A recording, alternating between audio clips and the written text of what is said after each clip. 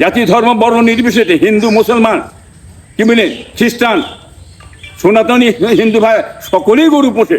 উনি তো বলেছিলেন হকের একটাও তোলা হবে না, লম্বা করে গলা চওড়া করে বলেছিলেন তো শুভেন্দু সাহেব বলেছিলেন, আমাদের মুখ্যমন্ত্রী সাহেব আজকে যে কথা বলেছেন উনি তো হকার তুলে শেষ করে দিলে, বুলডুজার দিয়ে ভেঙে ধুলিসাৎ করে দিলে।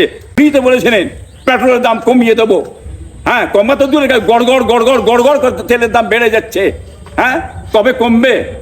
অন্নপূর্ণ ভান্ডার পেতে হবে না, লোকে যাবে না ভয়ে, ওর ভিতরে অন্য কৌশল আছে, সেটা বলে দিচ্ছি, ভয়ঙ্কর ক্ষতি হবে।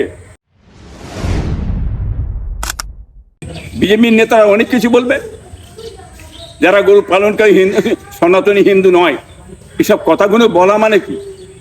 বলার তো কিছু নেই। গরু একটা পশু জাতি, জাতি ধর্ম বর্ণ নির্বিশেষে হিন্দু মুসলমান কি বলেন খ্রিস্টান সনাতনী হিন্দু ভাই সকলেই গরু পোষে। কার ঘরে গরু নেই? খুঁজে দেখুন না, সব পেয়ে যাবেন গরু পোষে।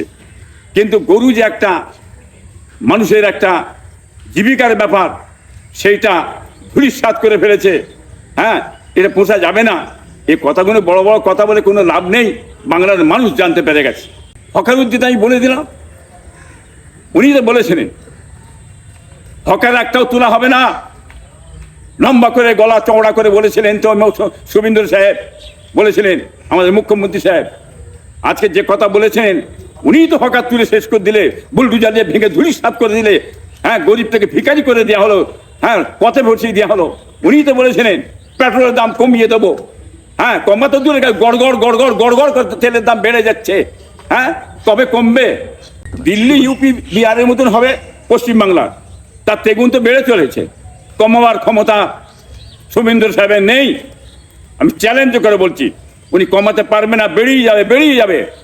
হ্যাঁ, মানুষ আপনারা বুঝতে পারবেন দুদিন পরে যে উনি কথা বলেছেন সেই কথা অনুযায়ী হ্যাঁ কোথা থাকে দেখতে পাবেন। এটা পুরোপুরি একটা চক্রান্ত, অন্য কিছু নেই, ফুল চক্রান্ত। 12 পেজের পাতা কি বলেন দিয়েছেন অন্নপূর্ণ ভান্ডার, 12 পেজের পাতা যাবেও নে, আর অন্নপূর্ণ ভান্ডার গুলোকে পাবেও নে। কৌশলটা খুব সুন্দর, কি বুঝলেন? তাহলে এইটা দিতে গেলে একটা করে স্কুল করতে হবে তৈরি করে, হ্যাঁ ওই মানে পড়িয়ে সব ঠিক করে দিতে হবে। পাবে না, কেউ পাবে না, দেখে নেবেন। বুঝলেন যে সর্বনাশ হয়েছে, বুঝতে পেরেছেন কি সর্বনাশ করেছেন বাংলার মানুষ, এবার বুঝবেন। অন্নপূর্ণ ভান্ডার পেতে হবে না, লোকে যাবে না ভয়ে, ওর ভিতরে অন্য কৌশল আছে, সেটা বলে দিচ্ছি, ভয়ঙ্কর ক্ষতি হবে। যারা দেবে তাদের খুব ভয়ঙ্কর ক্ষতি হবে। অন্য জায়গায় ছুটে ক্যাম্পে না দুদিন পর ছুটতে হয়, সেটা মনে রেখে দেবেন, বলে দিচ্ছি আমি। হুমায়ুন কবির সাহেব বলেছেন মুসলিমের উপরে অত্যাচার হলে ইরানকে খবর দেবে। ভারতবর্ষের ব্যাপার, এটা আমাদের ভারত, আমরা ভারতের মানুষ, ভারতের ব্যাপারে ভারতের মানুষরা সমাধান করে নেবে, কি বলেন?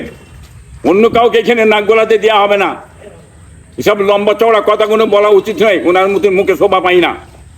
উনি একজন এমএলএ হয়ে, এটা ভারত, আমাদের ভারত, আমরা হাঁড়ির কাছে হাঁড়ি ঠেকাঠেকি হবে, আবার আমরা নিজেরাই বসে মীমাংসা করে নেবো। অনেক কিছু হয় এখানে, সেই ব্যাপারটা আমার দেশে আইন আছে, কানুন আছে, বিচার আছে, কোর্ট আছে, কাছারি আছে, সেটা আইনের মাধ্যমে সব হয়ে যাবে, কি বুঝলেন? এটা ইরানকে বলার কোনো প্রয়োজন নেই, কথা বলে বাজার গরম করা যাবে না। এটা ভারতের মানুষ সকলে জানে, মানুষের সকল জাতি ধর্ম বর্ণ সকলেই জানে।